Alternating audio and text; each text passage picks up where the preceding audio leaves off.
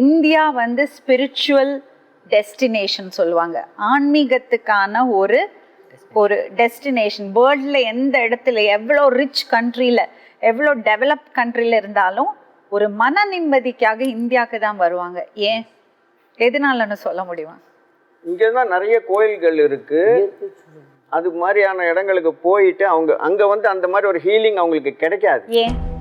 அந்த பீஸ், அந்த ஒரு எப்படி சொல்ல, வாஸ்து அப்படி சொல்லிக்கலாம்.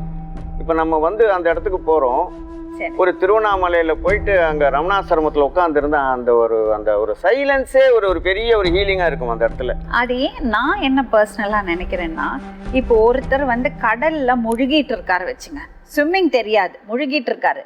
அங்கே வெறும் ஒரு புல் வந்தால் கூட அதை பிடிக்கணும். அந்த புல்லுக்கு நம்மளை காப்பாற்றுறதுக்கான சக்தி இருக்கா இல்லையான்னு தெரியாது. ஆனால் அந்த புல்லுக்கு அந்த சக்தி இருக்குன்னு நம்பி பிடிச்சிட்டா ஆட்டோமேட்டிக்காக நீந்த ஆரம்பிச்சிடும். சூப்பர்.